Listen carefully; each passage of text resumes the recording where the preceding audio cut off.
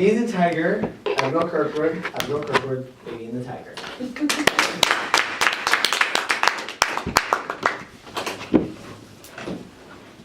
Frank R. Stockton was a popular American journalist and humorist in the late 19th century. He wrote several children's books, but he is most known for the story I'm going to present to you now.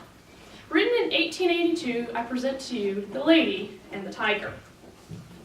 In a very olden time, there lived a barbaric king, and one of his barbaric notions was that of a public arena. This arena was not so that the crowd could hear the dying breaths of gladiators or the inevitable conclusion of religious opinions and hungry jaws. No, this arena was for a trial, and not just any trial that you may see, but a trial that was decided by an impartial and incorruptible chance. All the people assembled in the stands, surrounded by the king's court and other people who wanted to see. The accused would stand in the middle of the arena, and he would have two doors on either side of him, both looking exactly alike. It was the privilege of the accused to open one of these doors. If he opened one, a hungry tiger would come out and tear him to pieces. This was how they knew he was guilty. But if he opened the other door, a lady would come out, and to this lady, he was immediately married. Whether he was already married or whether he had a family or if his affections were already engaged upon someone else, this had no matter. The king allowed no such subordinate arrangements to interfere with his retribution and reward. This was the king's barbaric method of administering justice. The criminal opened either door he pleased without having the slightest idea as to what lay inside, as to whether he was about to be devoured or married. On some occasions, the tiger came out of one door, and on some occasions, the tiger came out of the other. The accused person was either instantly punished for his guilt, or if innocent, he was rewarded on the spot with whether he wanted to or not. The thinking part of the community could see no unfairness in this plan, because after all, didn't the accused have his fate in his own hands? The barbaric king had a beautiful daughter, and as is usual in such cases, the beautiful daughter was the apple of his eye, and he loved her beyond all humanity. In his court, there was a young man who was both fit in appearance and lowly in station. He was loved by the barbaric princess. Her all-encompassing love with a dash of her barbaric blood made their love exceedingly strong.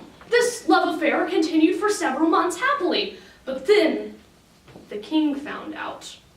The youth was immediately cast into prison, and a date was set for his trial. Never before had such a case occurred. Never before had someone so lowly in station dared to love the daughter of the king. All was ready, tall, beautiful, and fair. The accused was greeted by a low hum of admiration and anxiety. The audience had not known that such a grand youth lived among them. No wonder why the princess loved him. How sad for him to be there. The youth advanced into the arena, and he turned, as was the tradition, to bow to the king. But his eyes were fixed upon the princess who stood to the right of the king. Her heart had not allowed her to be absent on the occasion in which she was so terribly interested. Night or day since the trial was set, she had thought of nothing but this trial. And she possessed more power, more influence, and more force of will than anyone else who had ever been interested in the trial. She had done what no other person had done. Not even the king. She knew in which door lay the tiger and in which one lay the lady. And not only this, she knew who the lady was. It was one of the fairest and loveliest damsels of the court who had been selected as the reward for the youth should he decide innocent. The girl was lovely, but with all the barbaric blood transmitted to the princess through her father, she hated this woman with burning passion, the woman who lay behind that silent door. As her beloved turned and he bowed, he looked at her, and he knew by the quick power of perception that she knew in which door lay the lady, in which one lay the tiger. He knew her soul would never rest until she had made the self plain for her. And so, with an anxious glance, he asked, which? It was as if plain to the princess, as if he had shouted it from her from where she stood. For all lovers have a language unto their own in which they can speak without using the lowly words. The question had been asked in an instant. It must be answered in another. Her arm lay on the cushioned chair, and she slowly lifted one, and she turned it to the right. Without the slightest hesitation, the youth, marched over and opened the door on the right.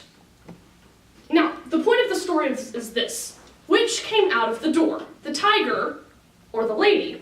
The more we reflect on this question, the harder it is to answer. It involves the study of the human heart, which you start to get lost in the maze of passion and desire. So, what would you do? Think of this decision not as your own, but as that of the barbaric princess who stood there, her soul white with the combined fires of despair and jealousy. She had lost her lover, so who else should have him? Would it not be better for him to die at once and wait for her in whatever barbaric heaven she believed in? But then again, to see him die like that, those tiger, that savage, that blood? The question of her decision is not to be considered lightly, and it would not be for me to set myself as someone to answer it. So, I leave you with this. Which came out of the door on the right? The lady or the tiger? This story developed much interest in me. After all, there are so many questions. What did the princess choose for her beloved? The hungry jaws of a tiger or the arms of another woman? How could someone make such a decision? Why did the author not reveal this to us? If you would like to know my opinions on these questions, I had read an essay on this story for school, and I'd be happy to send it to you. However, the author did not reveal it, so why should I? What do you think? The lady or the tiger? Mr. Toastmaster.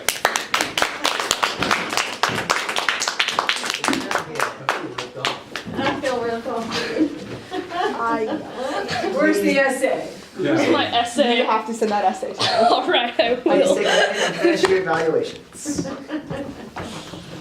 read it for English, and I was so mad. I read that. reading that one too, and I was like, I read that. finish. I actually thought it was pretty sweet. I don't know. It's just. Wait, why for that? Sorry.